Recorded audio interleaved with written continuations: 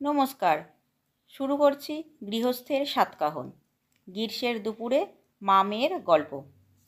দুপুরের খাওয়া শেষ করে রিয়া তার মায়ের সাথে খাটে শুয়ে গল্প করছে। এরই মধ্যে রিয়া তার মাকে বলে ওঠে, মা, স্কুল খোলার তো সময় হয়ে গেল। এবার তো আমাদের কোথাও ঘুরতে যাওয়া হলো না। চলো না মা, কোথাও ঘুরতে যাই। বাবাকে বলো না কোথাও ঘুরতে নিয়ে যেতে। কেন? এই তো দেশের বাড়ি থেকে ঘুরে এলাম, ওখানে তো কত মজা করলি, তাও তোর মন ভরল না? স্কুল খুলেই এক্সাম, এখন আর কোথাও যেতে হবে না। আমার সব বন্ধুরাই তো ঘুরতে গেছে। ওরা তো স্কুলে এসে কত গল্প করবে বেড়াতে যাবার। আমিও বলবো যে আমরা ওখানে ঘুরতে গেছি। কেন, তুই তোর দেশের বাড়ির গল্প করবি? না, ও হবে না। তুমি বাবাকে বলো কোথাও নিয়ে যেতে।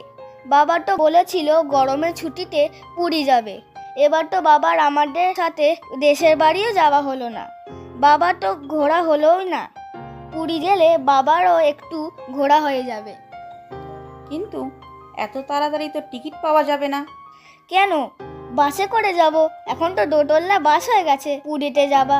ও, তোর সে খবরও রাখা হয়ে গেছে? তুই কোথা থেকে শুনলি যে বাসে করে যাওয়া যায়? কেন, দুসরা তো বাসে গেছিল।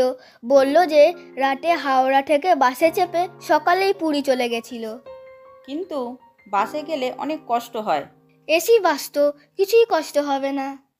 ঠিক আছে, তোর বাবা এলে আমি কথা বলবো বাবার সাথে।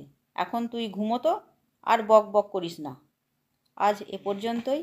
আবার ফিরে আসবো নতুন একটি গল্প নিয়ে। ধন্যবাদ।